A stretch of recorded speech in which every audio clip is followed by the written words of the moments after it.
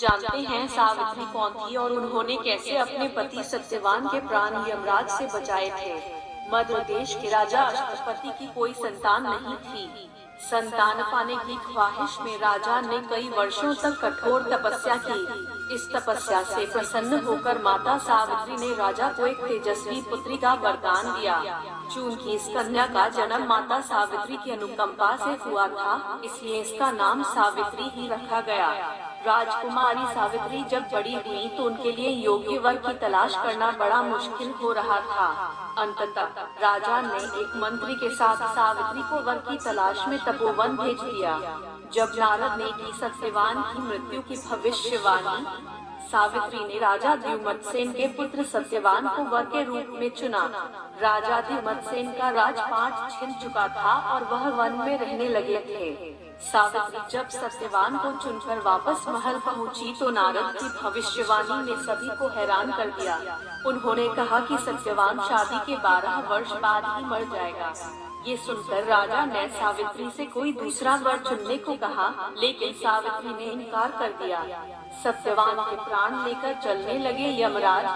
आखिरकार सावित्री का सत्यवान से विवाह हो गया और वह अपने पति और सास ससुर के साथ रहने वन चली गयी।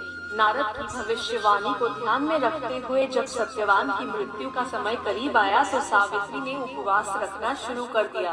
एक दिन सत्यवान जब जंगल में लकड़ी काट रहा था, तभी उसकी मृत्यु हो गई और यमराज उसके प्राण लेकर जाने लगे। सावित्री ने यमराज से मांगे 3 वरदान। यमराज जब सत्यवान के प्राण लेकर जा रहे थे, तब सावित्री भी उनके पीछे आ गई। यमराज के लाख समझाने पर भी सावित्री मुड़कर वापस नहीं गई।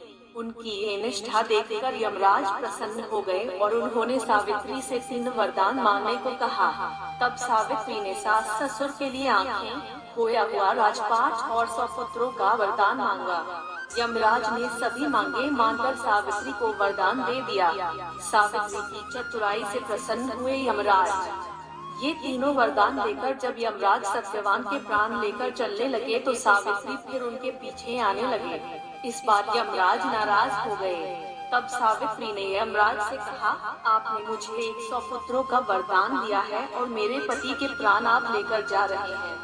बिना पति के यह वरदान भला कैसे सफल होगा। सावित्री की इस चतुराई से यमराज प्रसन्न हो उठे। उन्होंने तुरंत सत्यवान के प्राण मुक्त कर दिए। इसके बाद सावित्री सत्यवान को लेकर वट के नीचे चली गई और सत्यवान जीवित हो उठे। सावित्री जब पति को लेकर वापस लौटी तो उन्होंने देखा कि उनके सास ससुर की आंखें भी वापस आ चुकी हैं और उनका खोया हुआ राजपाट भी वापस मिल गया।